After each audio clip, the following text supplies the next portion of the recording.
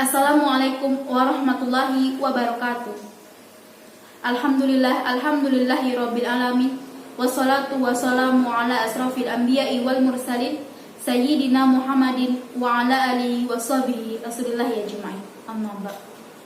Puji syukur marilah kita ucapkan atas kehadirat Allah Subhanahu wa taala yang telah melimpahkan karunia-Nya dan rahmat-Nya yang sangat banyak kepada kita semua, sehingga kita masih diberi kesempatan untuk bernafas dan hidup dengan baik. Tak lupa pula selawat besertakan salam kita ucapkan kepada panutan kita, yakni Nabi Muhammad SAW, dengan mengucapkan Allahumma shalli ala Sayyidina Muhammad wa ala ali Sayyidina Muhammad. Baiklah teman-teman semua, perkenalkan nama saya Anissa Safira Nurdiansyah, mahasiswi STAI Ibnu Sina Batam dengan jurusan Pendidikan Agama Islam di kelas B semester 2. Baiklah teman-teman semua, kali ini saya akan membahas mengenai sumber hukum Islam. Hukum Islam adalah syariat yang diadakan oleh Allah Subhanahu wa taala untuk umatnya, yang dibawa oleh Nabi Muhammad SAW, baik itu hukum yang berhubungan dengan akidah maupun hukum yang berhubungan dengan amaliyah. Hukum Islam harus kita terapkan dan kita berlakukan dalam kehidupan sehari-hari, karena jika tidak, maka akan ada perpecahan dan perbedaan dalam hidup beragama. Sumber hukum Islam yang pertama yaitu Al-Quran. Al-Quran adalah sumber hukum yang pertama dan terutama, karena Al-Quran berasal dari Allah Subhanahu wa taala melalui malaikat Jibril dan diturunkan atau diwahyukan kepada Nabi Muhammad SAW.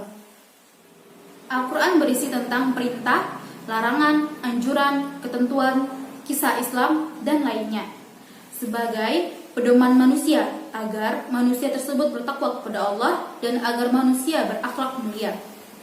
Sebagai sumber yang baik dan sempurna, Al-Quran memiliki 3 sifat. Yang pertama, bersifat mutlak. Mutlak artinya adalah dapat berlaku di mana saja, kapan saja, dan kepada siapa saja.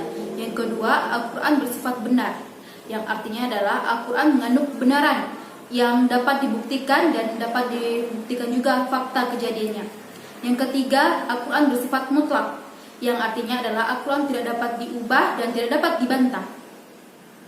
Isi kandungan Al-Quran meliputi 5 hal. Yang pertama, tauhid, keesaan Allah. Yang kedua, ibadah, cara beribadah kepada Allah. Yang ketiga, janji beserta ancaman. Yang keempat, jalan kebahagiaan dunia dan akhirat. Dan yang terakhir, yang kelima, kisah Islam atau sejarah Islam. Sumber hukum Islam yang kedua yaitu Al-Hadis. Secara bahasa, Al-Hadis memiliki beberapa arti, yaitu qarib yang artinya dekat, jadid yang artinya baru, dan khabar yang artinya berita. Sedangkan menurut istilah, Al-Hadis artinya adalah segala berita yang bersumber dari Nabi Muhammad SAW, baik itu berupa ucapan, pengakuan, dan perbuatan Nabi Muhammad SAW. Nah, berikutnya fungsi dari Al-Hadis. Al-Hadis memiliki 3 fungsi, yaitu yang pertama, sebagai pengukuh atau penguat dari hukum-hukum yang telah berlaku di dalam Al-Quran. Yang kedua, sebagai penjelas dari hal-hal yang telah ada di dalam Al-Quran. Yang ketiga, sebagai penjelas dari hal-hal yang belum atau tidak dibicarakan di dalam Al-Quran.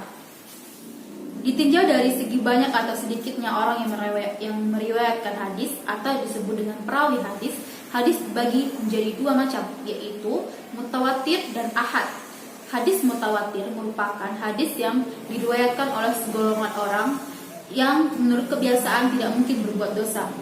Sedangkan hadis ahad artinya adalah hadis yang diriwayatkan oleh segolongan orang tetapi tidak mencapai derajat mutawatir.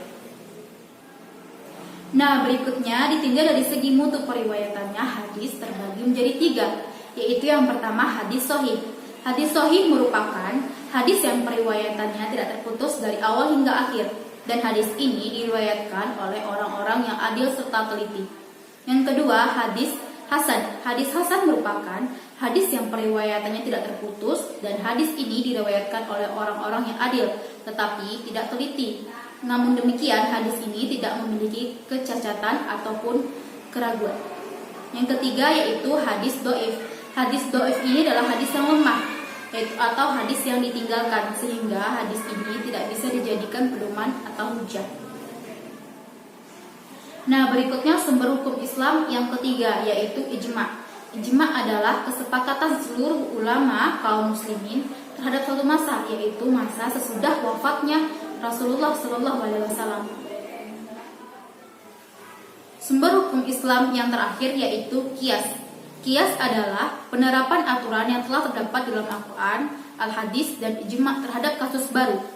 Qiyas ini hanya dapat digunakan apabila suatu masalah tidak terdapat jawabannya di Al-Quran, Al-Hadis, maupun di ijma'. Contohnya seperti hukum narkoba yang dikiaskan atau disamakan dengan hukum khamar, yang mana sama-sama merusak pikiran manusia dan diharamkan. Nah, itulah tadi keempat sumber hukum Islam, yaitu Al-Quran, Al-Hadis, ijma', dan qiyas. Semoga apa yang saya sampaikan bermanfaat bagi kita semua. Ambil baiknya dan buang buruknya.